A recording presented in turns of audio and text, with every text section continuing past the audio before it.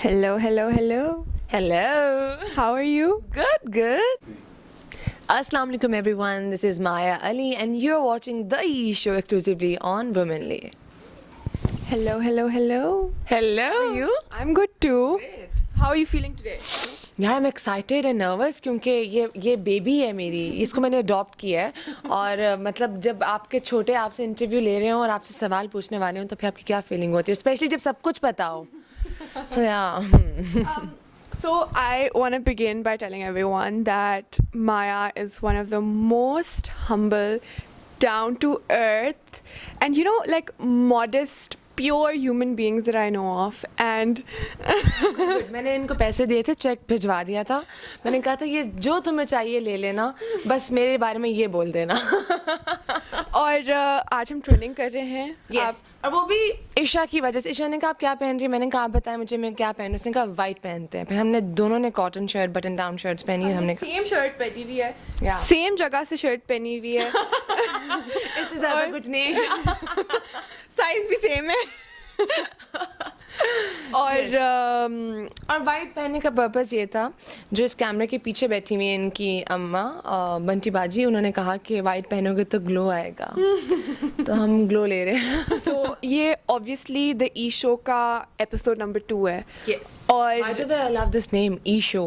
Like Really? Isha and E Show. Lovely, amazing. I was trying to be a little creative here and there. really amazing. Great. E Okay. Show. I have Maya's approval. I don't need anything else. तो जो ये मेरा second episode है और मैं बताना चाहूँगी कि जो मेरा पहला एपिसोड था मैं उस पर नर्वस थी. और मेरे साथ बिहाइंड द स्टेज कौन थी? मैं वहाँ पे मेरे साथ behind the stage not only was she there but मेरे बाल इन्होंने ठीक किए, Aw. मेरा मेकअप इन्होंने ठीक किया, मुझे इन्होंने बताया कहाँ से बैठो, एक साइड आगे लेके आओ. और कॉन्स्टेंटली वो वहीं बैठी हुई थी जब मैं बिलाल मामू का इंटरव्यू कर रही थी. Such an amazing actor, you know. अब मैं रोने लग जाऊंगी ईशा. अब मैं रोने लग जाऊंगी. नहीं, इनकी अम्मी का बहुत ज़्यादा क्रेडिट है इसके अंदर. वो course, हाँ. इतनी अमेजिंग इंसान है और वो नज़र आता है, वो आपके अंदर नज़र आता है. ऑनेस्टली मुझे ये होता है ईशा कि जब नई लड़कियाँ, इवन नए लड़के जब आते हैं ना, तो मेरा दिल करता है कि मैंने जो उनकी हेल्प मैं कर सकती हूँ मैं करूँ. बिकॉज जब मैं इंडस्ट्री में आई थी तो किसी ने भी मुझे उस तरह से सपोर्ट नहीं किया था. इवन मेरे फादर, मैंने बहुत से इंटरव्यूज़ में बताया कि मेरे फादर भी एंगेज थे इस चीज़ के. तो जब मैं सबको देखती हूँ ना, इतने टैलेंटेड बच्चे आते हैं और उनमें इतना टैलेंट होता है, उनको समझ नहीं आता कि वो कहाँ जाएं. तो मैं कहती हूँ अच्छा जो तुम लोगों को मेरी से हेल्प चाहिए तो वो मैं करूँगी. और जब आप इंटरव्यू ले रही थी बिलाल का और मैं वहाँ पर थी, इतने अच्छे क्वेश्चंस और इतना कॉन्फिडेंस. तो मैं सोची थी 10 साल पहले मैं तो डम थी, मैं तो ज़ीरो थी. मे बी आज भी मेरे अंदर वो चीज़ नहीं है कि मैं उस कॉन्फिडेंस के साथ करूँ. बट माशाल्लाह you doing amazing. So sweet of you. That's so Right. sweet of So you. So what's your formula and what's your equation of being so humble? Like, what grounds you? What keeps you so grounded? Isha मुझे ये लगता है कि चीज़ें जो है ना आपके पास हमेशा नहीं रहती. मतलब 10 साल पहले मेरे पास ये नाम नहीं था, ये पहचान नहीं थी. और क्या पता सुबह उठूँ और सब कुछ ना हो. तो मैं उसको सर पे सवार नहीं करती. मैं कहती जो टाइम है उसको एंजॉय करो, जैसी थी वैसे ही रहो. और अम्मा के ये याद रहते हैं. और अम्मा कहती घर से बाहर घर से बाहर तुम आया ली होगी और घर में तुम मेरी बेटी हो. और ये बड़ी अच्छी चीज़ होती है कि आपकी फैमिली और आपके पेरेंट्स या आपके घर वाले आपको वो चीज़ बार बार दिखाते रहें. वो कहते हैं ना आईना, शीशा दिखाना बहुत ज़रूरी है. तो या तो माया, यू नो, वुमनली जो मेरा ब्लॉग है उसके ऊपर मैं हर तरह के जो सोसाइटी के टैबू टॉपिक्स होते हैं उनको मैं ब्रेक करती हूँ. जो स्टिग्मास होते हैं उनको मैं ब्रेक. पाकिस्तान में औरतों को वो मुकाम नहीं दिया हुआ जो कि मर्द को दिया जाता है, अनफॉर्चुनेटली. ठीक है, अगर एक औरत सीईओ बनती है और एक मर्द सीईओ बनता है, उससे नहीं पूछता that you have 4 kids and how are you managing being the CEO of the company. पर एक औरत को क्वेश्चन किया जाता है. एक औरत को सीईओ की पोजीशन पे पहुंचने के लिए 4 गुना ज़्यादा मेहनत करनी पड़ेगी. आपने बड़ी अच्छी बात की ईशा कि उससे पूछा जाता है कि आप अपने बच्चों के साथ कैसे मैनेज कर रही हैं. तो मुझे इसीलिए लगता है कि ये सुपर वुमेन इसीलिए कहा जाता है औरत को. और लेकिन एक पॉजिटिव चीज़ मैं यहाँ पे कहूँगी कि हमारी इंडस्ट्री में माशाल्लाह बहुत सी सक्सेसफुल एक्ट्रेसेस हैं जो मैरिड हैं और जिनके बच्चे भी हैं और वो काम भी कर रही हैं. और मतलब पहले शुरू में कहा जाता था शादी होगी होगी तो लड़की का करियर ख़त्म हो गया। लेकिन अब जैसे आयज़ा खान है, जैसे सारा खान है, सरवत गिलानी है, इसके अलावा हमारी इकरा अजीज़ हैं, सज्जल अली हैं, तो माशाल्लाह इतना अच्छा काम कर रही हैं। और मुझे नहीं लगता कि वो जिनके बच्चे हैं, मुझे लगता है आयज़ा माशाल्लाह मुझसे ज़्यादा काम कर रही हैं, सरवत मुझसे ज़्यादा काम कर रही है, मोमल कर रही हैं। तो ये चीज़ शायद हम कहीं पीछे खुद छोड़ के जा रहे हैं, लेकिन इसका मतलब ये नहीं है कि इनको फेस नहीं मतलब करना पड़ता होगा बाकी चीज़ों को लेके।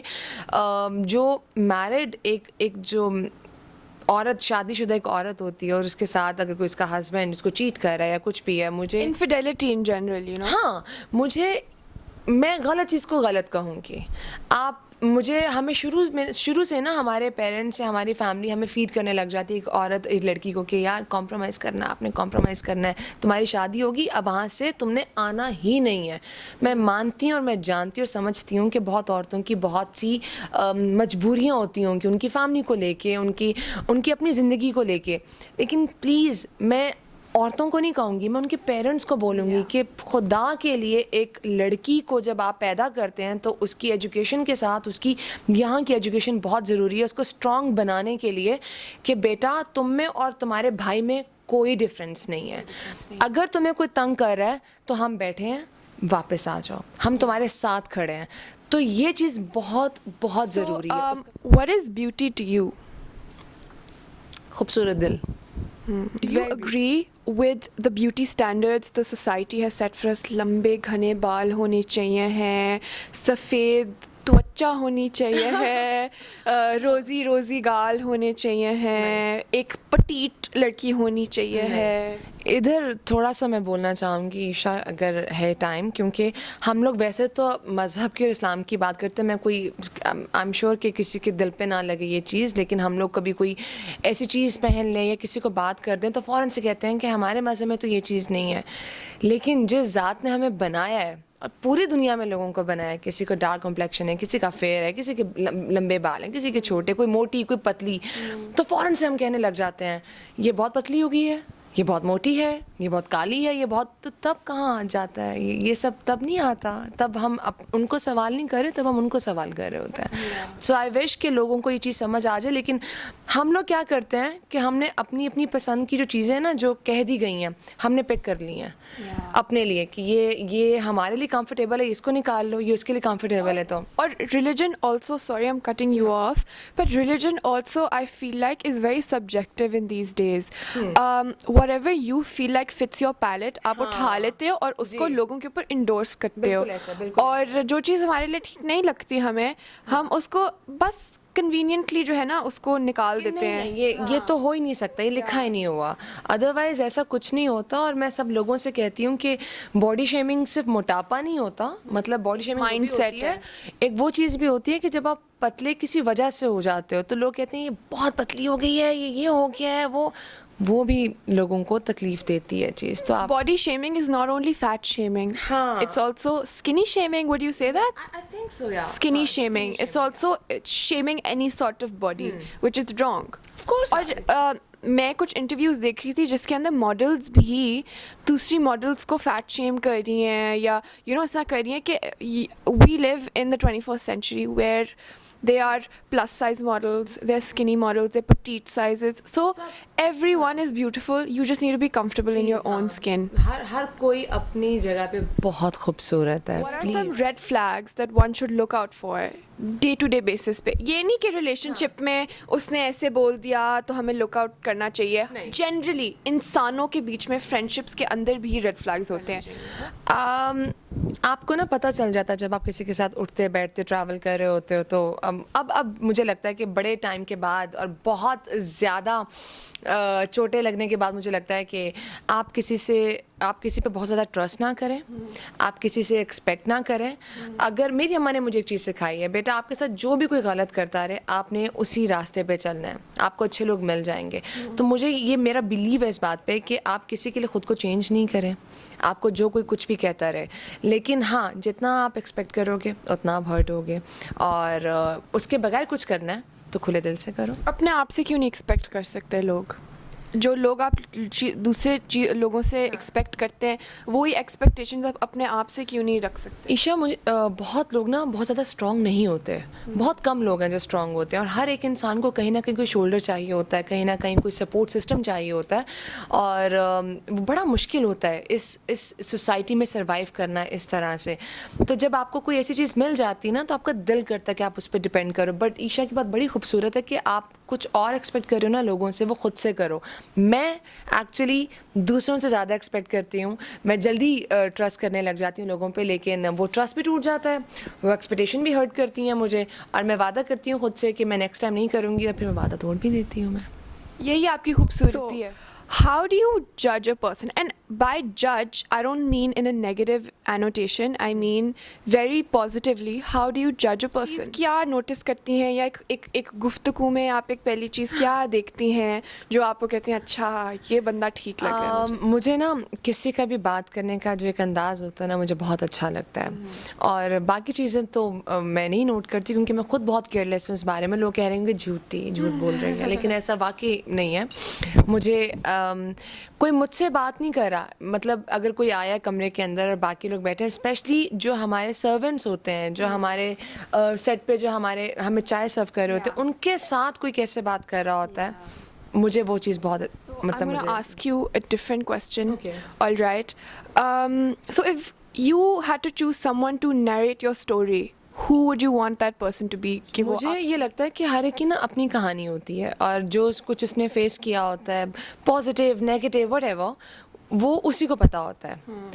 तो आई विश कि मैं कभी अपने बारे में, अपनी कहानी के बारे में बता सकूं, इसलिए नहीं कि क्या क्या कुछ मैंने स्ट्रगल किया, मे बी मेरी कहानी सुन के एक इंसान जो घर में किसी जगह बैठा हुआ है, उसको कोई मोटिवेशन मिले, वो उसको लगता होगा ज़िंदगी में अच्छा मैंने कभी कुछ नहीं किया, या मेरी ज़िंदगी ख़त्म हो गई है, तो वो मेरी कहानी सुनने के बाद बोले कि नहीं, मुझे आगे जाना है, मुझे गिव अप नहीं करना, and that's it. That's beautiful. Yes.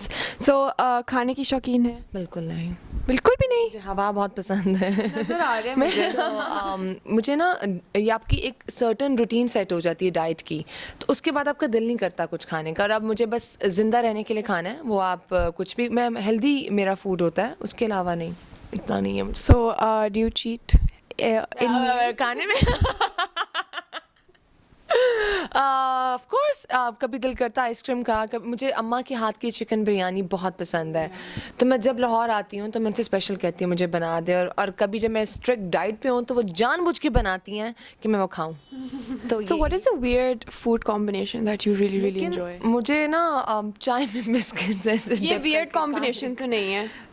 उसके अलावा कोई ketchup के साथ cake? यस नहीं, मैंने अभी मेरे दोस्त है मुकर्रम, मुक्की मैं उन्हें कहती हूँ, वो दाल चावल के ऊपर चिप्स डाल के खा रहे थे, तो मैंने वो कभी ट्राई नहीं किया, और मैंने वो खाया, मुझे बड़ा मजा आया। आप लोग भी ट्राई करें please. और फिर हमें टैग करें, हम आपको वो रिपोस्ट दाल चावल करेंगे। की प्लेट और उसके ऊपर चिप्स। ये हमारा आखिरी क्वेश्चन है सेगमेंट का। Okay.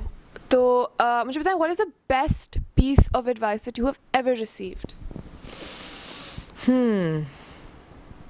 मैं बहुत ईशा बहुत इमोशनल और ओवर सेंसिटिव हूँ, तो मुझे हर कोई जब मिलता है ना, तो मुझे यही कहता है कि तुम जो लोगों पे ट्रस्ट कर लेती हो ना, ये अच्छा नहीं होता। तो मुझे किसी ने सिर्फ इतना बोला था कि